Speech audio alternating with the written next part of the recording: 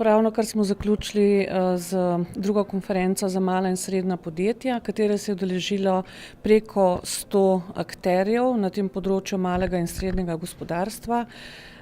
Uvodni del z našim predsednikom vlade, dr. Cerarjem, in ostalimi govorniki, predvsem zelo zanimive teme, profesor Rebernik, rezultati GEM raziskave in doktor Zadela, kako v bistvu psihološki vidik obnašanja ljudi v današnji družbi oziroma podjetnika.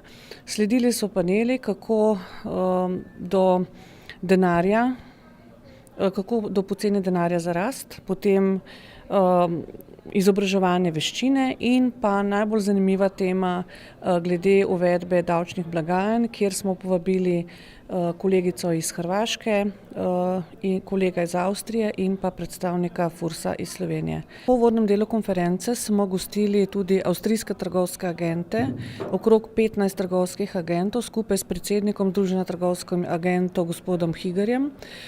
Ta del je zelo zanimiv, saj je gre za konkretno internacionalizacijo MSP-je, se pravi konkretni B2B proizvajalci, slovenski proizvajalci s trgovskimi agenti iz Avstrije. To smo letos v okviru Podjetniško-trgovske zbornice naredili prvič in nameravamo takšne B2B-je organizirati vsako leto vzporedno z MSP konferenco. Ob koncu smo poslušali motivacijskega spikerja, to je gospod Alen Kobilica, zelo zanimiva zgodba.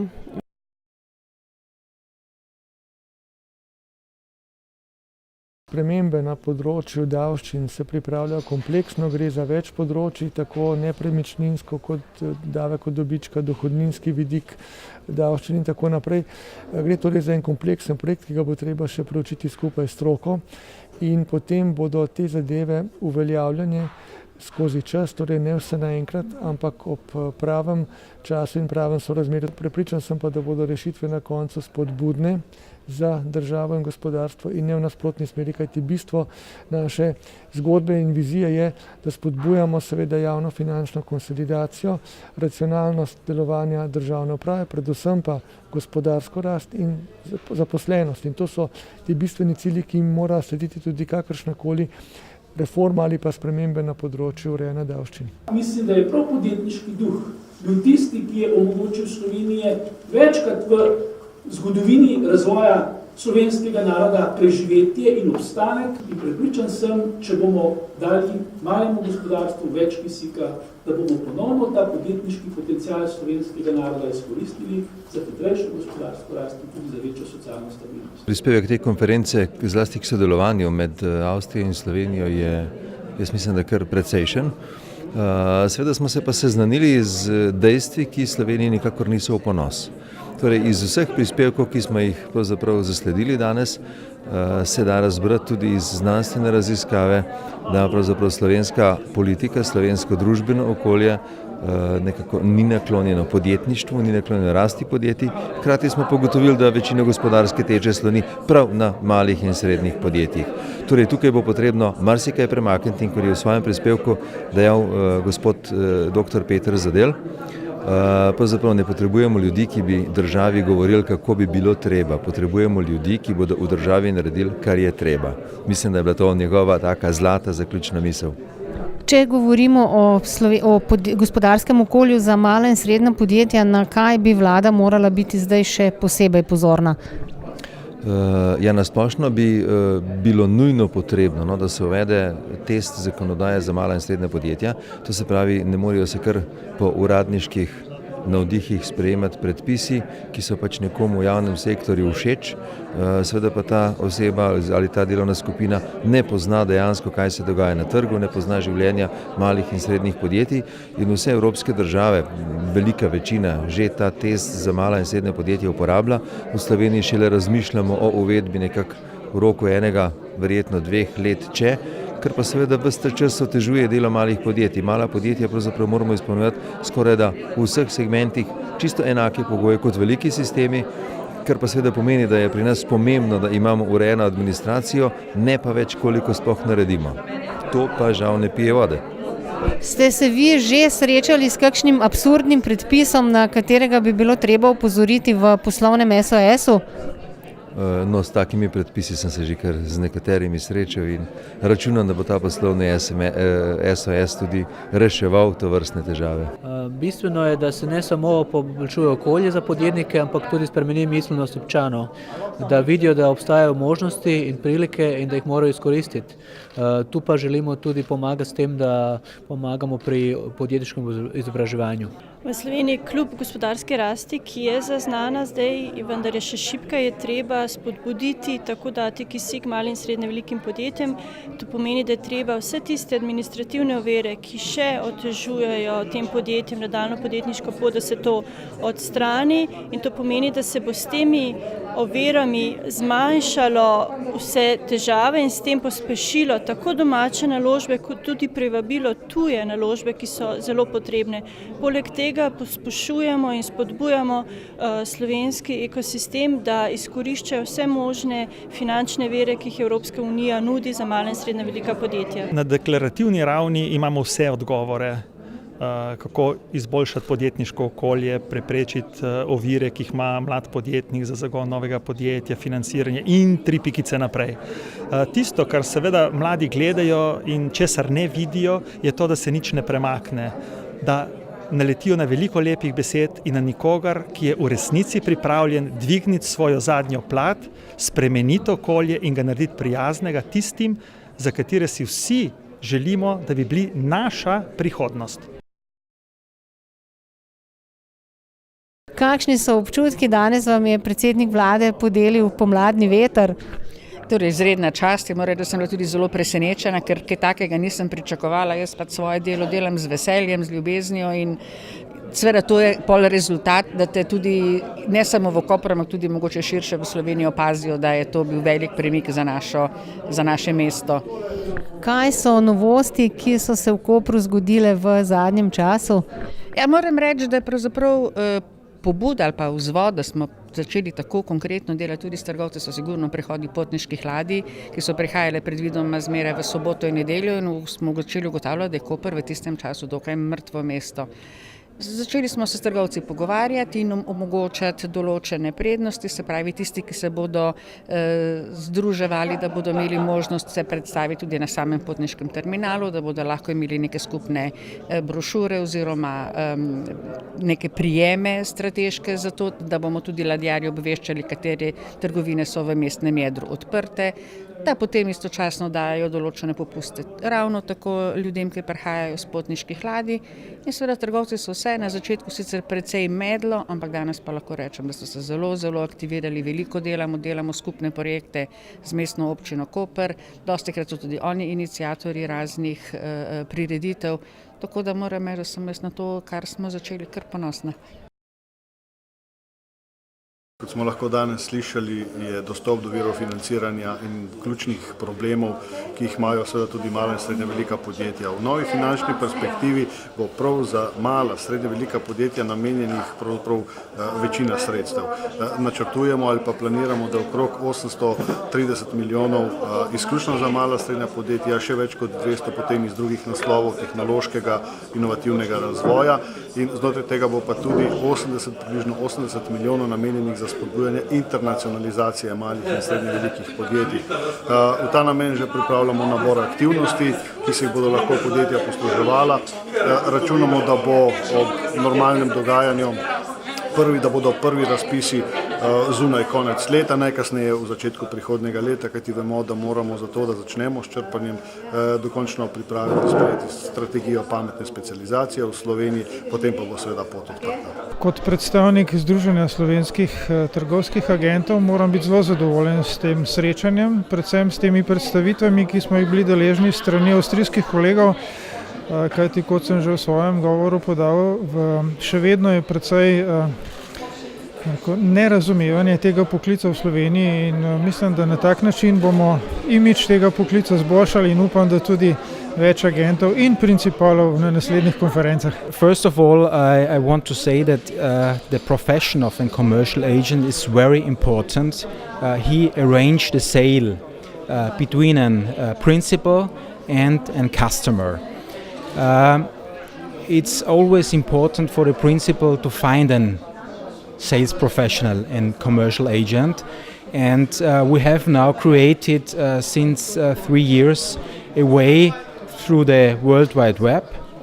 It's called the platform Come Into Contact. We have 14 countries inside this platform. Also Austria makes part, and in this platform it's possible to make an advertisement for the principal, or he can search and looking for agents in a directory.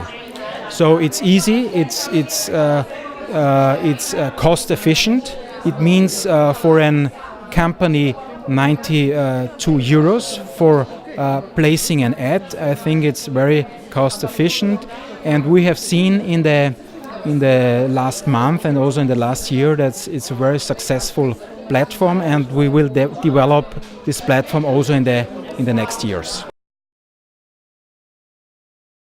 To, da naredimo bančni sistem varnejši, pomeni, da nekdo to ceno plača. Plačajo ga manjša podjetja. In tudi zaradi tega v bistvu sama Evropa gre v to smer, da v bistvu išče neke načine, da bi olajšala in pocenila financiranje malih in srednjih podjetij. Male in srednje podjetja v Sloveniji plačujejo višjo obrestno mero kot v sosednjih državah in na podlagi tega so svojo ponudbo težje konkurenčna.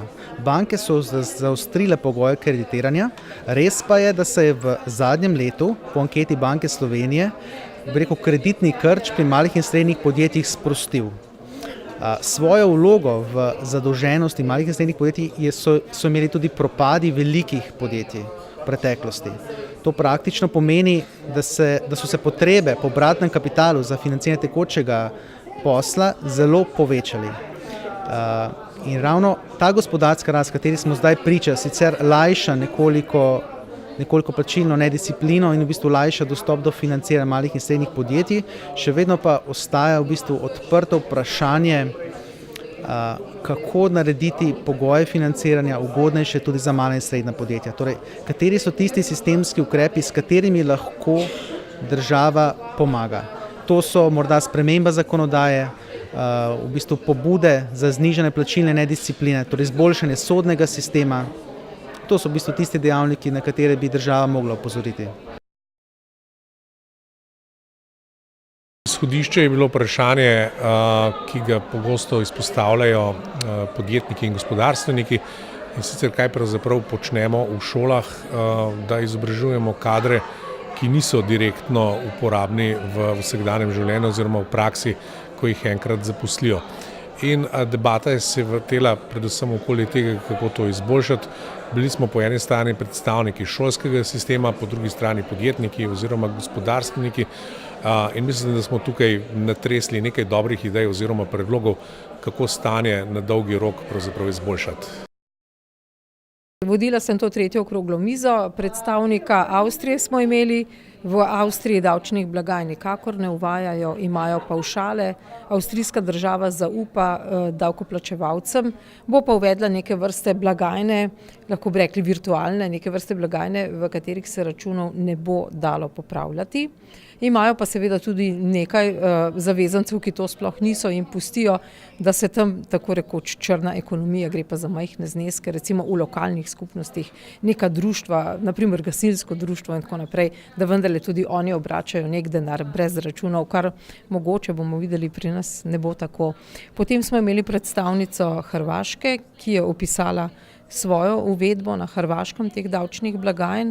Tudi oni bi danes mogoče naredili kakšno stvar drugače, predvsem v smislu IT podjetij, ki bi jih bolj nadzirali in bolj kontrolirali, ker kot ugotavljajo, se še vedno da mogoče posegati v nek software. Tako smo lahko slišali v razpravi in seveda smo imeli tudi predstavnika Finančne uprave Republike Slovenije, ki dejansko ne sprejema sistema kot takega, vendar ga samo izvaja. Na to izvajanje so, kot smo lahko slišali, pripravljeni, pričakujejo veliki izplen, seveda je ta razmak dokaj velik, od 50 do 100 milijonov več denarja, torej ta razkorak je tako velik, da nas zanima, kaj pravzaprav pomeni tak razkorak. Zdaj tisto, kar pa so dejali udeleženci, če strnem, strani Gospodarske zbornice Slovenije je, da Gospodarska zbornica Slovenije podpira uvedbo davčnih blagajn, vendar premišljeno in z upoštevanjem vseh pripomb in seveda brez izjem. Do 3. aprila smo Ministrstvo za finance in finančna uprava zbirali podatke o odzivih na predlog zakona, kot je bil objavljen. Prejeli smo kar precejšnje število pripomb, torej preko 100 pripomb smo dobili poslovnih subjektov, interesnih združenj, zbornic, tudi vaše med drugim. Ta vprašanja, te pripombe, dopolnitve in predloge sedaj preučujemo in nekako v naslednjih 14 dnevih bi morali imeti znane odgovore na ta vprašanja, ki jih bomo seveda potem posredovali tudi vladi v sprejem in potem naknadno tudi v potrditev v Državni zbor.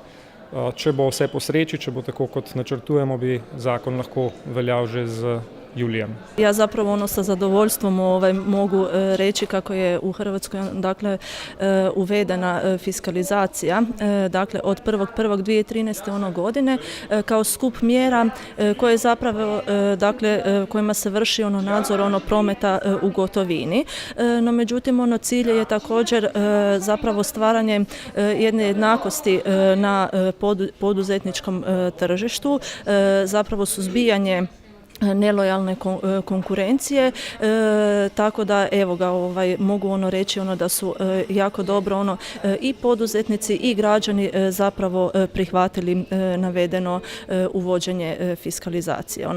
Prethodno smo dakle vršili brojne analize poslovanja poduzetnika i zapravo postojećim modelom koji je zapravo jedinstven, jel tako, u ovom dijelu Europe zapravo pružili mogućnost poduzetnicima, dakle obveznicima fiskalizacije da dakle samo nadograde svoje postojeće elektronske naplatne uređaje i tako zapravo kao najvidljivija jedna mjera dakle fiskalizacije je da račun koji dakle kada se izda on je već dakle prijavljen u poreznoj upravi, dakle prije nego što ga građani dobe već je prijavljen u poreznu upravu. Nekako smo si zadali cilj, da na vse tekme, ki gremo letos, se ne vrnemo, če ni medalje. Zaključki konference so seveda zelo pomembni za podjetniško-trgovsko zbornico. Oblikovali jih bomo takoj, bom rekla, v teh dneh in jih poslali na vlado Republike Slovenije in pa na vrh malega gospodarstva, ki bo 12. maja letos na Gospodarski zbornici Slovenije. Naj na koncu še sam povem, da bomo vrh malega gospodarstva letos organizirali 12. maja, da ga bomo namenili predvsem tematiki financiranja, da bo naš gost tudi Roger Havenic, ki je v Evropski uniji posebej zadolžen za financiranje malih in srednjih podjetij iz investicijskega načrta za Evropsko unijo, znanega kot Junckerjev načrt, da bo tam, kot je bilo že rečeno, minister Počivalšek predstavil in objavil, katere ukrepe bomo lahko imeli za razvoj agende malega gospodarstva v Sloveniji in seveda, da bomo tudi izvedeli, koliko bo šlo denarja iz evropskih sredstev za razvoj vaših podjetij.